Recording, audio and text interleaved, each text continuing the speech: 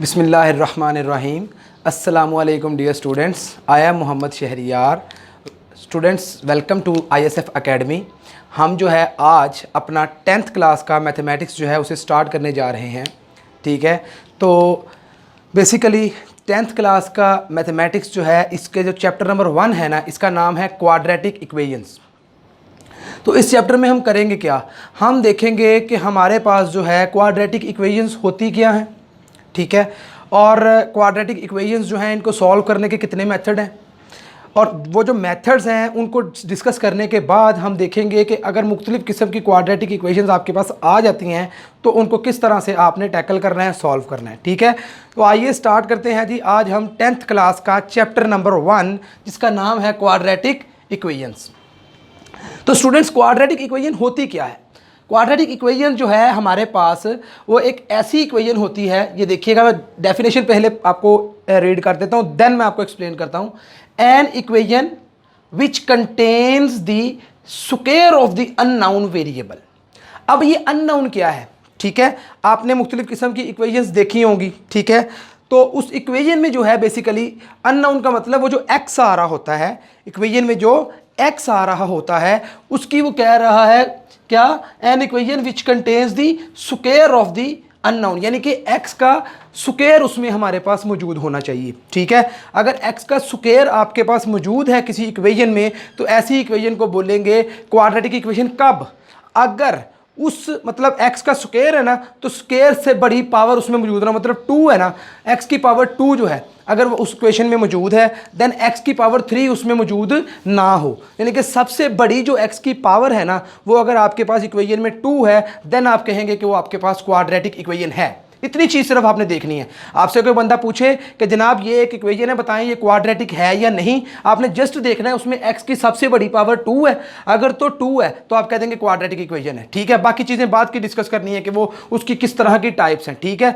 अब अगली बात ये है कि क्वाड्रेटिक इक्वेशन जो है उसकी डिफरेंट टाइप्स हैं, उनको तो हम डिस्कस करेंगे ही। इसकी जो डिग्री होती है ना बेसिकली उसको हम बोलते हैं 2, सेकेंड डिग्री इक्वेशन होती है ये हमारे पास। ठीक है, कि अगर आपके पास फॉर एग्जांपल इधर मैं लिखता हूं एक इक्वेशन,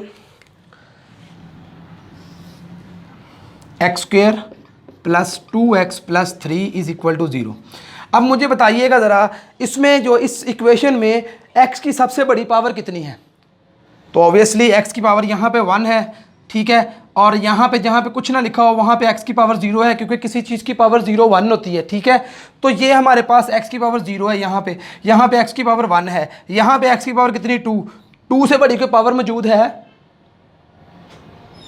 इसी तरह आप देखेंगे ये हमारे पास इसमें x की सबसे बड़ी पावर 2 है, तो इसकी डिग्री कितनी हो जाएगी। बेसिकली डिग्री होती है उस इक्वेशन में जो आपके पास x है ना उसके सबसे बड़ी पावर। ठीक है, तो यहाँ पे x की सबसे बड़ी पावर 2 है, तो आप कहेंगे कि जनाब इस इक्वेशन की जो डिग्री है ना वो हमारे पास कितनी है, 2 है। क्लियर। नेक्स्ट, अगर मैं यहाँ पे एक इक्वेशन लिखूँ, x की power 3 plus 2x square plus 4 is equal to 0। अब आपसे पूछे कोई बंदा कि इस इक्वेशन की डिग्री कितनी है, तो पहले तो डिग्री को अंडरस्टैंड करते हैं फिर क्वाड्रेटिक इक्वेशन पे आते हैं ना। तो डिग्री कितनी है इस इक्वेशन की, देखें यहाँ पे x की पावर 0 है, यहाँ पे x की पावर 2 है, यहाँ पे x की पावर 3 है, 3 से बड़ी कोई पावर x की नहीं आ रही। इसका मतलब क्या है कि इस इक्वेशन की डिग्री हमारे पास कितनी हो जाएगी, इस इक्वेशन की डिग्री हमारे पास 3 हो जाएगी। तो बेसिकली क्वाड्रेटिक इक्वेशन एक ऐसी इक्वेशन को बोलते हैं जिसमें x की सबसे बड़ी पावर 2 आए। जैसे 2 से बड़ी पावर हुई जिस तरह के यहाँ पे, तो ये क्वाड्रेटिक इक्वेशन नहीं होगी, लेकिन ये आपके पास क्वाड्रेटिक इक्वेशन होगी क्योंकि इसमें x की सबसे बड़ी पावर 2 है। सिंपल आप इसमें कह दें जिसमें x की डिग्री 2 होगी वो क्वाड्रेटिक इक्वेशन, जिसमें x की डिग्री 2 नहीं है, 1 है, 3 है, 4 है, वो क्वाड्रेटिक इक्वेशन नहीं होगी। ठीक है, तो यहाँ पे एक और अगर मैं इक्वेशन लिखूँ x plus 1 is equal to 0, तो स्टूडेंट्स बताएं मुझे इसमें x इस इक्वेशन की डिग्री कितनी है। इस इक्वेशन की डिग्री 1 है। क्यों, क्योंकि यहाँ पे x की पावर 0, यहाँ पे x की पावर 1, तो इस इक्वेशन की डिग्री कितनी होगी, 1। तो क्या 1 डिग्री वाली क्वाड्रेटिक इक्वेशन होती है, नहीं होती, वो तो लीनियर इक्वेशन होती है। ठीक है, तो बेसिकली अब हम ऐसी इक्वेशंस को इस चैप्टर में डिस्कस करेंगे जिनकी मैक्सिमम पावर कितनी है, 2 है। वही डेफिनेशन देखिएगा जरा, an equation which contains the square of the unknown, unknown मतलब x, ठीक है। तो ऐसी इक्वेशन जिसमें हमारे पास जो है अननोन यानी कि वेरिएबल की पावर 2 आ जाए, स्क्वायर आ जाए, तो इस तरह की इक्वेशन को, और आगे ये भी बात देखें, ये बहुत इंपॉर्टेंट बात है कि वेरिएबल की पावर 2 तो आ गई, लेकिन आगे वो लिख रहा है बट नो हायर पावर, मतलब उससे बड़ी पावर नहीं होनी चाहिए, is called a quadratic equation. इस तरह की इक्वेशन को बोलते हैं क्वाड्रेटिक इक्वेशन, और इसका एक और नाम है an equation of second degree. Second degree क्यों नाम है भला इसका? आपको पता है क्वाड्रेटिक इक्वेशन की डिग्री कितनी होती है? 2 होती है, दैट्स वाई इसको बोलते हैं an equation of the second degree. यहां तक क्लियर है आप लोगों को? नेक्स्ट हमारे पास है जनाब अब a second degree equation in one variable x of the form. किस फॉर्म की होती है ये हमारे पास? A x square plus b x plus c. यहां पे हमारे पास जो है ए का नॉन जीरो होना बहुत जरूरी है। क्यों? देखिए, अगर ए जीरो हो जाता है, ठीक है, तो 0 मल्टीप्लाई बाय एक्स स्क्वेयर, वो तो 0 हो गया, तो बाकी क्या बच गया? बी एक्स प्लस सी। तो ये जो बी एक्स प्लस सी बाकी बचेगा, इसमें तो एक्स की डिग्री 1 रह जाएगी, तो ये क्वाड्रेटिक इक्वेशन तो नहीं रहेगी, ये तो फिर लीनियर इक्वेशन बन जाएगी। दैट्स वाई उसने आगे ये लिखा where a is not equal to 0 and a b c are real numbers. ये जो ए बी सी है बेसिकली ये कोएफिशिएंट्स होते हैं, ये क्या हो? रियल नंबर्स हो। अब रियल नंबर 1.1 भी हो सकता है, 1.2 भी हो सकता है, 2 भी हो सकता है, 100 भी हो सकता है, 1000 भी हो सकता है, कुछ भी व्हाटएवर हो सकता है। ठीक है, ठीक है। आगे देखें, द जर्नल और standard form of a quadratic equation. इस फॉर्म को, ये जो फॉर्म यहां पे लिखी,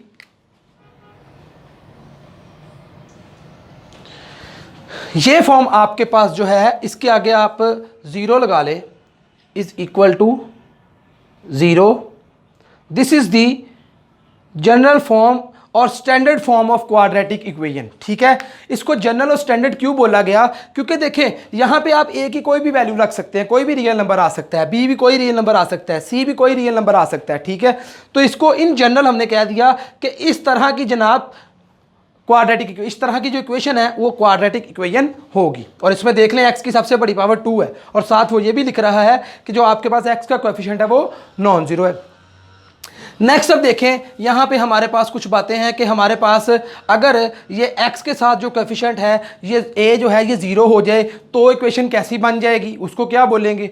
अगर ये जो x स्क्वायर का कोएफिशिएंट 0 हो जाए तो इक्वेशन कैसी बनेगी? अगर x का कोएफिशिएंट 0 हो जाए तो इक्वेशन कैसी बनेगी? वो कुछ आपके पास यहाँ पे मैं टाइप्स जो है उनको डिस्कस करूँगा। ठीक है, तो आइए देखते हैं जी।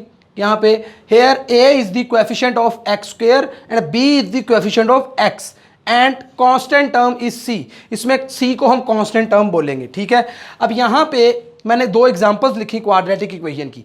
एक है example x square minus 7x plus 6 is equal to 0। अब ये आपके पास जो क्वाड्रेटिक इक्वेशन है ना, बेसिकली ये आपके पास स्टैंडर्ड फॉर्म में है। ज़रा गौर कीजिए, स्टैंडर्ड फॉर्म क्या लिखी थी हमने यही तो लिखी थी, ए एक्स स्क्वायर, इसमें ए की जगह पे हमारे पास क्या आ गया? 1 आ गया, 1x स्क्वायर। ठीक है, और b की जगह पे क्या आ गया? यहाँ पे हमारे पास -7, और c की जगह पे हमारे पास क्या आ गया? 6 आ गया, इज इक्वल टू 0। ये हमारे पास जनाब स्टैंडर्ड फॉर्म बन गई क्वाड्रेटिक इक्वेशन की। ठीक है, नेक्स्ट अगर देखा जाए इस इक्वेशन को जरा गौर से देखें, क्या ये इक्वेशन जो है ये स्टैंडर्ड फॉर्म है क्वाड्रेटिक इक्वेशन की?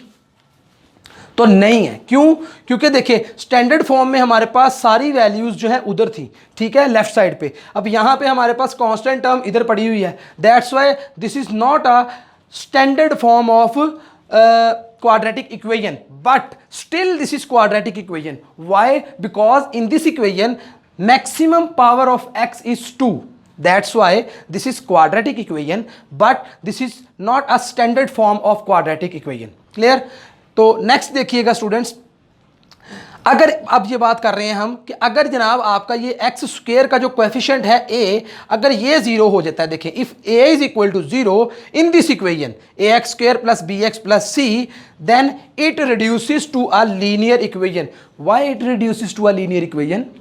क्योंकि देखें यहाँ पे मैं अगर आपको इसका बताऊं तो देखें a अगर 0 हो गया, ठीक है, तो 0 multiply by x square plus b x plus c is equal to 0।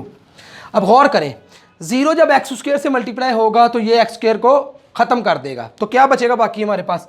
B x plus c is equal to 0। तो ये क्या बच गई आपके पास? मैंने बोला था जब आपके पास x की सबसे बड़ी पावर 1 आए इक्वेशन में तो वो तो लीनियर इक्वेशन होती है।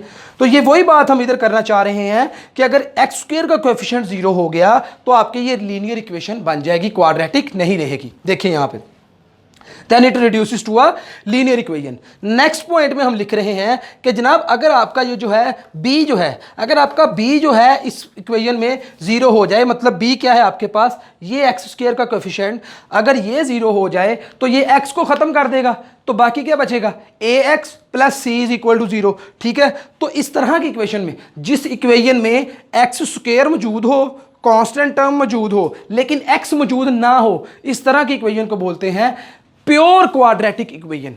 क्लियर, इसको क्या बोलते हैं, प्योर क्वाड्रेटिक इक्वेशन। और ये एमसीक्यूज में अक्सर पूछा जाता है। दिस इक्वेशन इज, नीचे आपको टाइप्स दी जाती हैं, this is quadratic, this is pure quadratic, या क्या, तो स्टूडेंट मोस्टली क्वाड्रेटिक लगा देते हैं, but this is pure quadratic, जिसमें आपकी एक्स वाली टर्म ना आए लेकिन एक्स स्क्वायर और कांस्टेंट मौजूद हो। ये वही बातें यहाँ पे डिस्कस की हैं।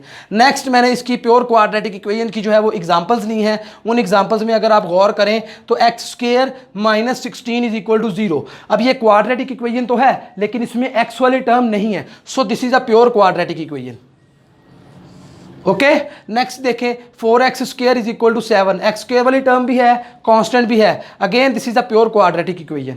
क्लियर है, तो ये हमारे पास जो है मैंने प्योर क्वाड्रेटिक इक्वेशंस की कुछ एग्जांपल्स ली थी। नेक्स्ट स्टूडेंट्स जो है हम अब जो है ना, अब हम देखते हैं कि क्वाड्रेटिक इक्वेशन अगर हमारे पास आ जाए तो उसको सॉल्व करने के कितने मेथड्स हैं, वन बाय वन उसको हम डिस्कस करते हैं। जी स्टूडेंट्स, तो अब हम देखते हैं कि हमारे पास जो है अगर कोई क्वाड्रेटिक इक्वेशन आ जाए तो उसको सॉल्व करने के कितने मेथड्स हैं। ठीक है, और उनमें से एक मेथड जो है हम आज की इस वीडियो में उसको डिस्कस करेंगे। ठीक है, तो there are 2 methods for solving a quadratic equation.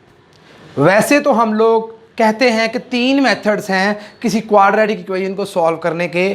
ठीक है, लेकिन यहाँ पे मैं कह रहा हूँ there are 2 methods of solving a quadratic equation.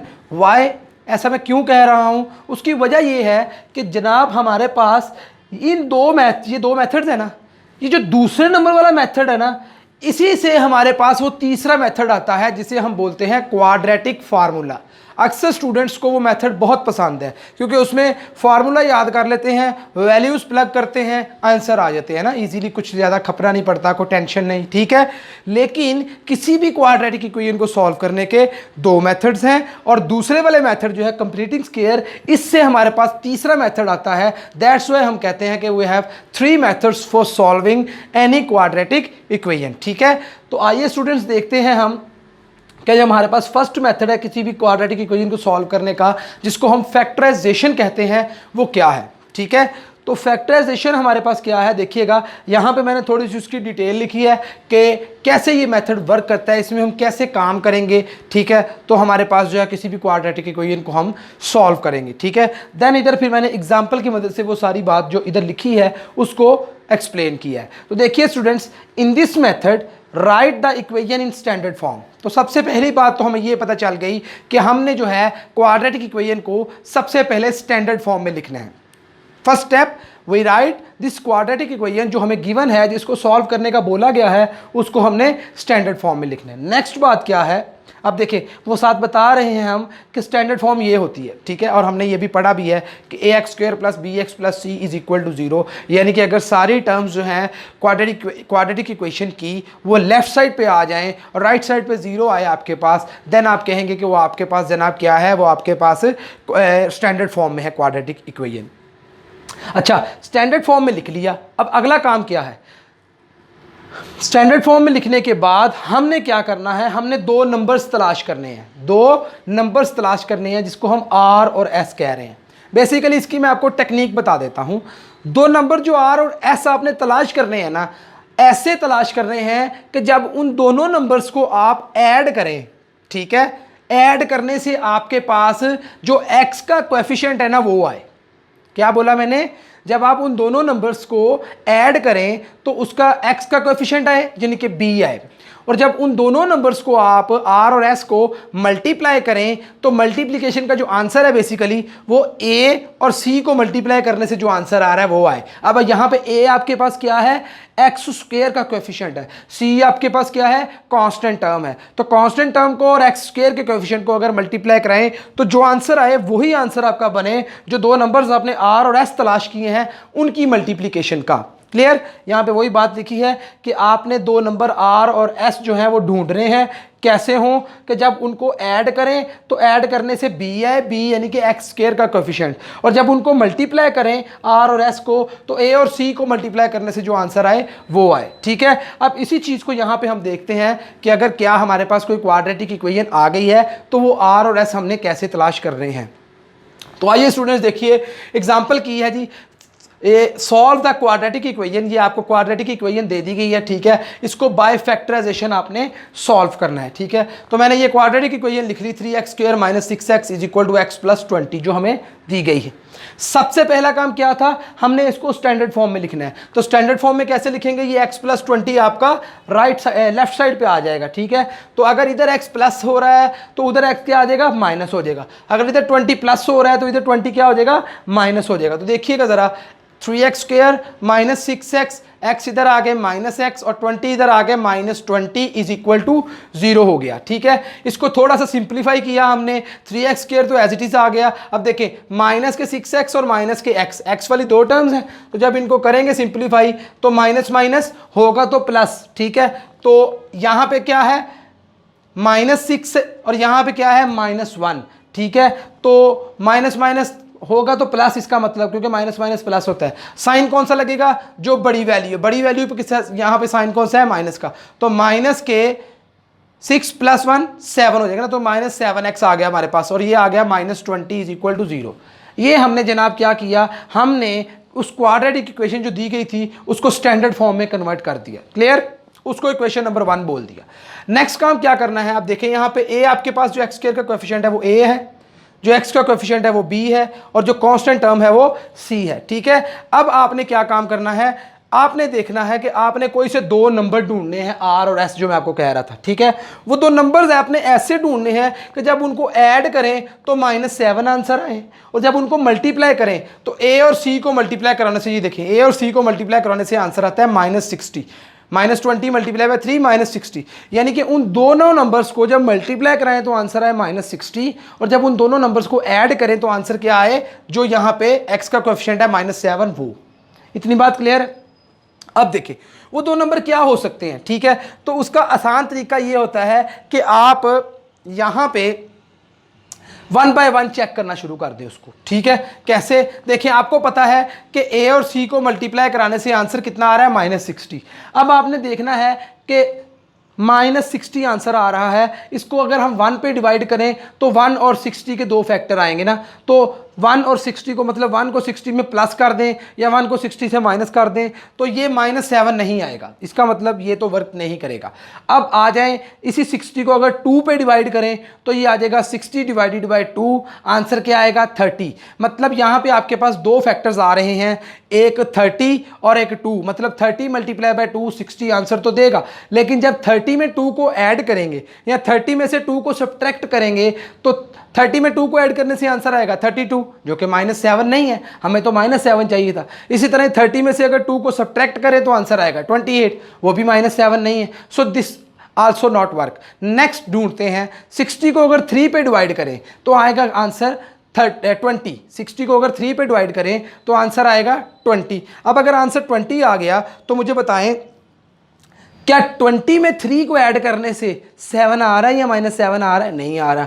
इसी तरह 20 में से 3 सब्ट्रैक्ट करने से भी नहीं आ रहा, तो ये भी नहीं होगा। अब 60 को 4 पे करें, ठीक है, इसी तरह 60 को 5 पे करें, तो जब 60 को 5 पे करेंगे तो क्या आंसर आएगा आपके पास, 60 को अगर आप 5 पे करें तो आपके पास 12 आंसर आता है। ठीक है, अब आप देखें, अगर आप 12 में से 5 को सब्ट्रैक्ट करते हैं तो आपके पास आंसर आएगा क्या, आपको लग रहा है कि आपके पास यहाँ पे 7 आ रहा है, ठीक है, तो इसका मतलब 12 और 5 वो दो फैक्टर्स आपको मिल गए जिनको जब आप करेंगे तो आपके पास जो है वो 7 या -7 की शक्ल बन रही है। तो अब यहाँ पे क्या करना है, यहाँ पे बहुत इंपॉर्टेंट बात कि किसके साथ माइनस लगाना है और किसके साथ प्लस लगाना है, ये बात यहाँ पे बहुत इंपॉर्टेंट है, ठीक है।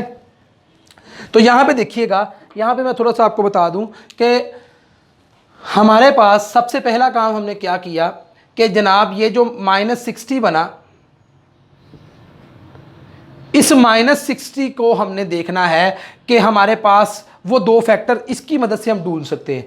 जब इस -60 को हमने 1 पे डिवाइड किया तो दो फैक्टर्स आ गए, एक 1 और एक -60, ठीक है। अब इन दोनों को अगर हम ऐड करें यानी कि 1 प्लस -60 करें तो आंसर जनाब आ रहा है आपके पास -59।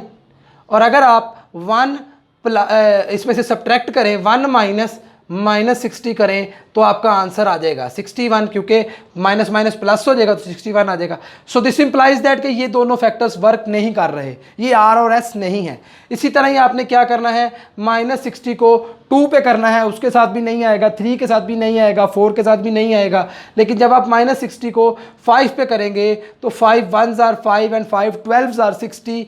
तो यहाँ पे आपके पास आ गया दो फैक्टर आ गए आपके पास, कौन से, -60 के। एक आपके पास आ गया 5 और एक आपके पास आ गया 12, ठीक है। अब देखिए 5 12s are 60 होता है, लेकिन हमें क्या चाहिए, -60। अब यहाँ पे गौर करनी है कि -5 के साथ लगेगा या 12 के साथ लगेगा। तो वो गौर कैसे करनी है, आपने देखना है कि 12 में से 5 को माइनस करने से 7 आंसर आता है, ठीक है। हमें क्या चाहिए, -7, ठीक है। तो 7 के साथ माइनस कब लगेगा, अगर आपके पास जो बड़ी वैल्यू है उसके साथ माइनस होगा तभी लगेगा ना। सो आपने यहाँ पे 12 के साथ माइनस लगा देना है। फॉर एग्जांपल अगर यहाँ पे +7 होता तो फिर आपने यहाँ पे 5 के साथ माइनस लगाना था, क्योंकि आपको पता है बड़ी वैल्यू के साथ जो भी साइन होगा वो यहाँ पे ऐड करने से वो साइन आएगा, ठीक है। अब ये दो फैक्टर आपको मिल गए -12 और 5 कि जब आप इनको ऐड करेंगे तो जवाब क्या आएगा, -7 आएगा, और जब आप इनको मल्टीप्लाई करेंगे तो आंसर आएगा -60। सो दिस इज द वे कि आपने किस तरह से जो है R और S को तलाश करना है, ठीक है। तो आगे देखिए जनाब, हमने फिर लिख लिया कि ये -12 + 5 करें तो -7 आ रहा है, और -12 मल्टीप्लाई पे 5 करें तो -60 आ रहा है। दैट्स गुड, ये तो हमने दो तलाश कर लिए। अब अगला काम कि इसको लिखना कैसे है। सो ये इक्वेशन 1 को हम दोबारा से लिख रहे हैं, देखिएगा 3x² को 3x² के तौर पे ही लिख लिया। ये -7x जो है हमारे पास, ये जो -7x है ना, बेसिकली इसकी जगह पे हमने ये वैल्यू लगानी है। देखिए -12x + 5x, इनको अगर हम सिंप्लीफाई करें तो -7x ही होगा ना। इसका मतलब इसकी जगह पे हम ये चीज़ लिख सकते हैं -12x + 5x, वो जो दो फैक्टर तलाश किए, ठीक है, वो लिख दिए, और -20 भी एज इट इज़ आ गया। यहां तक क्लियर है। नेक्स्ट काम क्या किया, अब पहले दोनों में से, ये पहले दो जो हैं, पहले दोनों में से 3x² - 12x में से अगर आप देखें तो 3x इधर भी पड़ा है और 3x इधर भी पड़ा है। इधर कैसे पड़ा हुआ है भला, 3 4 12 होता है ना, तो इसका मतलब 3 इधर भी पड़ा हुआ है। तो 3x और 3x दोनों में पड़ा हुआ है, 3x हमने ले लिया कॉमन। तो जब कॉमन लेते हैं तो बकाया यहाँ पे क्या बच गया, 3x कॉमन आ गया, अंदर सिर्फ x बच गया, तो ये x आ गया, और माइनस, और यहाँ पे 3 4 12 होता है ना, तो 3 बाहर चला गया, तो यहाँ पे बाकी 4 बच गया, और x भी बाहर चला गया, तो जस्ट ओनली 4 बच गया।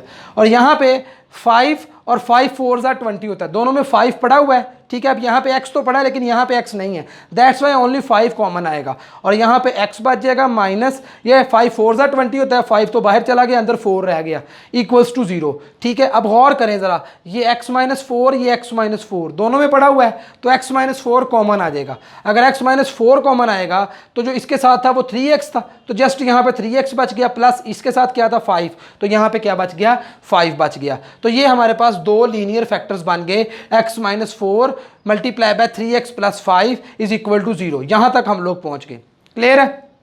अब नेक्स्ट अगर दो नंबर्स की प्रोडक्ट ज़ीरो के बराबर आ जाए ना तो पक्की बात है कि या तो फिर ये ज़ीरो के बराबर होगा या फिर ये ज़ीरो के बराबर होगा या फिर दोनों ही ज़ीरो के बराबर होंगे। ठीक है, तो हम वन बाय वन हम इसको भी ज़ीरो के बराबर रख लेते हैं और इसको भी ज़ीरो के बराबर रख लेते हैं और देखते हैं एक्स के आंसर्स क्या आते हैं। तो जब x माइनस 4 को ज़ीरो के बराबर रखा तो x इज इक्वल टू आ गया 4। कैसे? 4 इधर माइनस हो रहा है, इधर आके क्या हो जाएगा प्लस, तो x इज इक्वल टू 4 आ गया। एक तो x का ये आंसर होगा। दूसरा देखें, अगर 3x प्लस 5 आपके पास जो है ये ज़ीरो के बराबर आता है तो यहाँ से देखें 5 इधर ऐड हो रहा है, उधर जाके माइनस हो जाएगा, तो 3x is equal to minus 5 आ जाएगा। और 3 इधर मल्टीप्लाई हो रहा है, उधर जाके क्या हो जाएगा डिवाइड, तो x इज इक्वल टू आ गया -5/3। ये हमने x का दूसरा आंसर फाइंड आउट कर लिया। ठीक है, अब फिर अगर दो आंसर आ गए हैं तो उसको हम एक सोल्यूशन सेट की शक्ल में लिखते हैं कि जनाब इस क्वाड्रेटिक इक्वेशन के दो सोल्यूशन हैं, तो वो कौन से होंगे? ये देखिए, solution set is equal to, एक होगा -5/3 ये वाला और एक होगा 4 ये वाला। क्लियर है? तो इस तरह से आप किसी भी क्वाड्रेटिक इक्वेशन को फैक्टराइज करके आप उसके आंसर निकाल सकते हैं। क्लियर है? एक तो आज ये मेथड हमने डिस्कस कर लिया कि जनाब अगर आपके पास कोई क्वाड्रेटिक इक्वेशन है तो आप उसको फैक्टराइज करके उसका आंसर निकाल सकते हैं। दूसरा मेथड है हमारे पास कंप्लीटिंग स्क्वायर। ये मेथड बहुत इंपॉर्टेंट है क्योंकि इससे हमारे पास वो तीसरा मेथड भी आएगा जिससे हम किसी भी क्वाड्रेटिक इक्वेशन को सॉल्व कर सकते हैं। सो इस मेथड को हम अपने नेक्स्ट लेक्चर में डिस्कस करेंगे और इससे वो तीसरा मेथड बनाएंगे जिसको हम क्वाड्रेटिक फार्मूला बोलते हैं और फिर देखेंगे कि उसकी मदद से भी हम क्वेश्चंस को सॉल्व कर सकते हैं। ठीक है स्टूडेंट्स, तो इंशाल्लाह मैं उम्मीद करता हूं आपको मेरे आज के इस लेक्चर की अच्छे से समझ आई होगी। अगर फिर भी आपका कोई किसी किस्म का क्वेश्चन हो आज के लेक्चर से रिलेटेड तो आप मुझे वो कमेंट्स बॉक्स में पूछ सकते हैं। इंशाल्लाह ज़िंदगी रही तो मिलते हैं नेक्स्ट लेक्चर में, तब तक के लिए अल्लाह हाफिज़।